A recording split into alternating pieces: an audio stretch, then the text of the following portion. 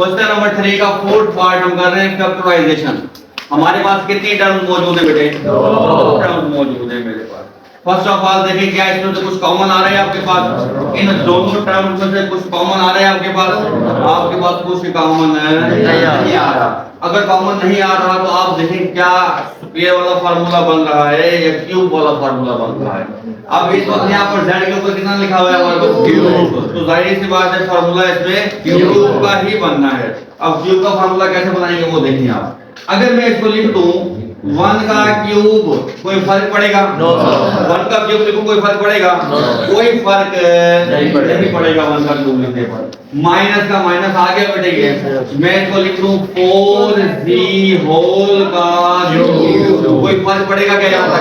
कोई फर्क नहीं पड़ेगा। मैंने फार्मूले की शेप बना देंगे a cube minus b cube, ठीक है।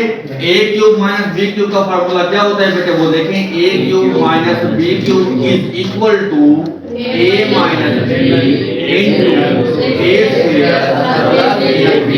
Plus b square. यहां तक बात समझ में आई कि नहीं आई बेटे? मेरे पास ये दो टर्म्स मौजूद हैं, मैं इनको रिप्लेस कर दूंगा इस सारे टर्म के अंदर। अब मेरे पास a क्या चीज है? पहली बात तो ये है कि ये पहले ब्रैकेट के अंदर क्या है मेरे पास? a मौजूद है, ठीक है। और दूसरे ब्रैकेट के अंदर क्या चीज है मेरे पास बेटे? ये वाला b है मेरे पास। यहाँ तक बात समझ में आएगी नहीं आएगी? तो इस फार्मूले में जहां पर a आ रहा है वहां पर 1 रिप्लेस करेंगे, जहां पर b आ रहा है ये b और ये b, वहां पर 4z रिप्लेस कर देंगे। Please focus ji.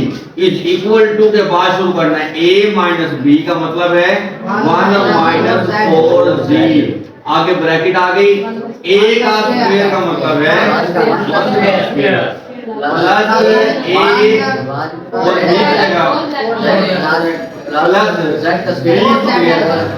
4z का स्क्वायर आ जाएगा। यहाँ तक बात समझ में आ गई जी। अब यहाँ पर हम लिखेंगे बेटा 1 minus 4z, 1 minus 4z into 1 का स्क्वायर क्या होता है बेटे?